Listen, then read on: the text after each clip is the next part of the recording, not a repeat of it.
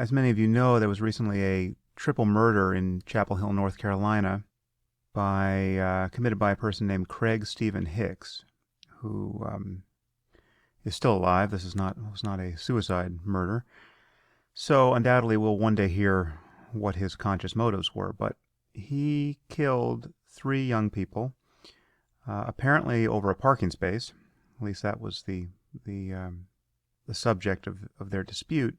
But he happens to have been a person who identified as an atheist on his Facebook page and expressed admiration for people like Richard Dawkins. He might have said something about me. I'm actually not sure. But he was self-identified as an atheist and critical of all religion, apparently, on his Facebook page. And because the victims of this crime were Muslim, it is now being widely described as a hate crime. And it, in fact, is being described as a symptom of a problem that we have in the atheist community, a problem of militancy, a problem of anti-Muslim bigotry. And many people are claiming that I am somehow responsible for this, both for the background problem and for the murders themselves, which is quite an amazing thing to be accused of. So it seems to me there's a fair amount of moral confusion here, and also just factual confusion about the reality of human violence in the U.S. and elsewhere. But the first thing to say is that I feel nothing but horror over this crime. These people were killed in the very prime of their life, at the beginning of their adult lives. And they were by all accounts marvelous people. I can only imagine, in fact I can't imagine, the grief of their parents and their loved ones. So there's absolutely nothing in my work or in my mind that is supportive of a crime like this. And I would have hoped that could go without saying. I think in this context it probably can't. Nevertheless, the deluge of claims of equivalence between this crime and the Charlie Hebdo atrocity, or the daily behavior of a group like ISIS, has been astonishing to witness. And you can sense that people have just been waiting for a crime like this that could conceivably be pinned on atheism. But of course, the analogy between militant atheism and militant Islam is a terrible one. It is an anti-analogy. It is false in every respect. Atheists are simply not out there harming people on the basis of their atheism. Now, there may be atheists who do terrible things, but there's no atheist doctrine or scripture. And insofar as any of us have written books or created arguments that have persuaded people, these books and arguments, insofar as they're atheistic, only relate to the bad evidence put forward in defense of a belief in God.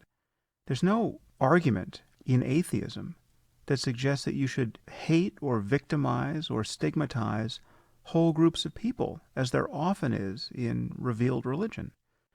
And what we're seeing is that people like Glenn Greenwald and Reza Aslan and the usual suspects, the bevy of apologists for theocracy in the Muslim world, are using this very real tragedy in Chapel Hill to try to stoke a kind of mob mentality around an imagined atheist campaign of bigotry against Muslims. It's an incredibly cynical and tendentious and opportunistic and ultimately dangerous thing to do.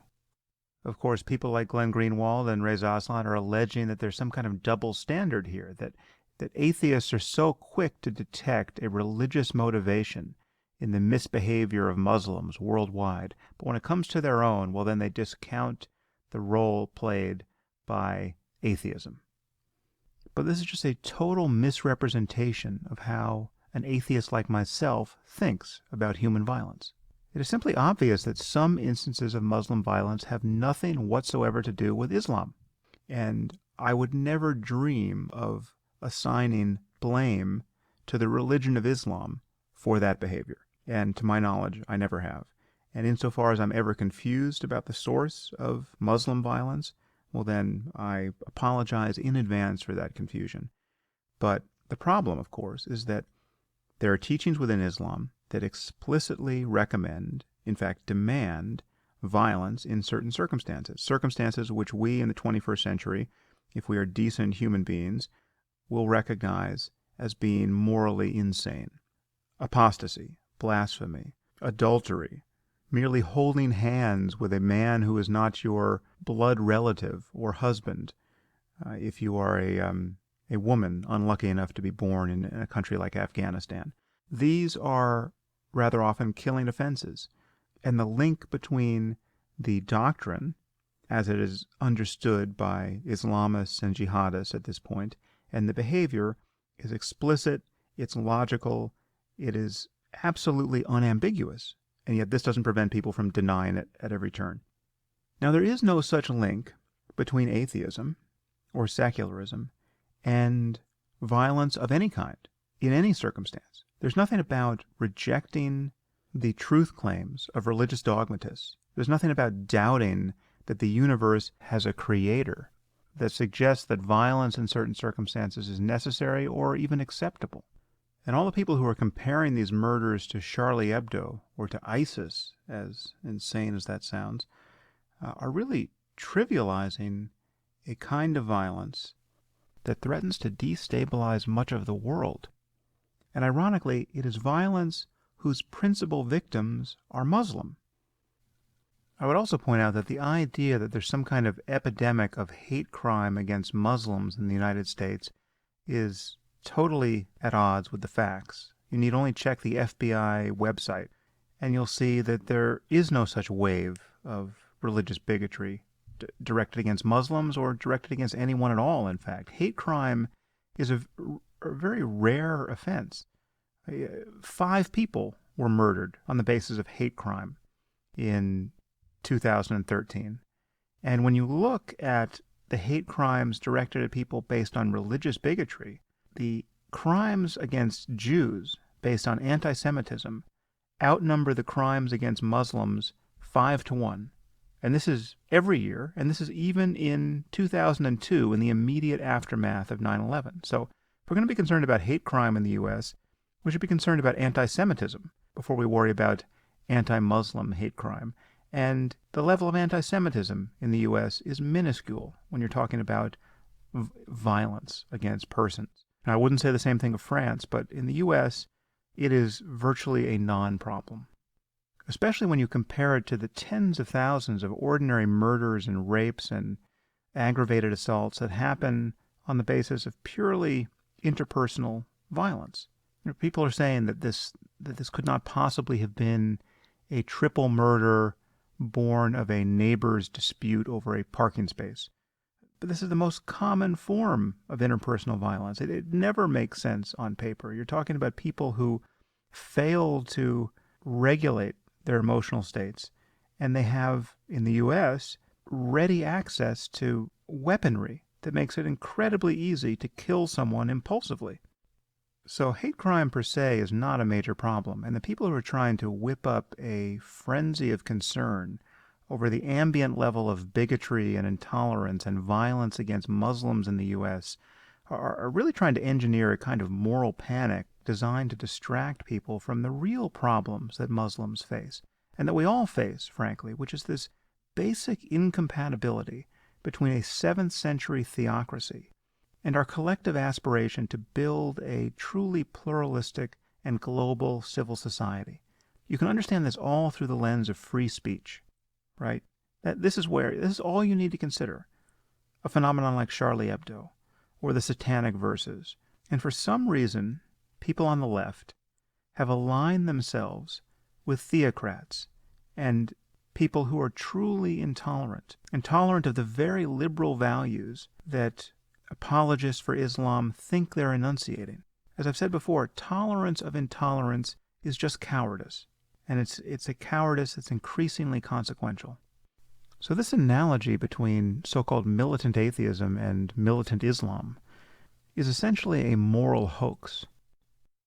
The thing that very few people seem able to distinguish, and the distinction that Greenwald and Aslan obfuscate at every opportunity, is the difference between criticizing ideas and their results in the world and hating people as people because they belong to a certain group, or because they have a certain skin color, or because they came from a certain country. There is no connection between those two orientations. The latter is, of course, bigotry, and I would condemn it as harshly as anyone would hope. But criticizing ideas and their consequences is absolutely essential, and that is the spirit in which I have criticized Islam in various flavors, and Christianity, and Judaism, and Buddhism, and all of these criticisms are different because these belief systems are different. So that's the distinction that one has to recognize, and the clarity of that distinction leads to a kind of experience in the world that our critics seem to not imagine is possible. So, for instance, after I had that collision with Ben Affleck on Bill Maher's show Real Time, where I uttered this now infamous line, Islam is the motherlode of bad ideas. As I've said before, I think I slightly misspoke there. I should have said it is a motherlode of bad ideas. It's not the only motherlode of bad ideas, but it's the one that frankly concerns me most at this moment in history. Afterwards, I was in a restaurant, and a maitre d' in that restaurant came up and introduced himself and said he recognized me from the show, and he was Muslim, and the resulting conversation was nothing but a positive encounter between two people who had very different views of Islam. It was no surprise to me, and there was no difficulty in acknowledging that my blanket condemnation of Islam didn't capture his feeling as a devout and peaceful Muslim about the significance of his faith. I understand that, and he understood where I was coming from. He understood I wasn't talking about him when I'm talking about the problem with ideas like jihad and martyrdom and apostasy. We had this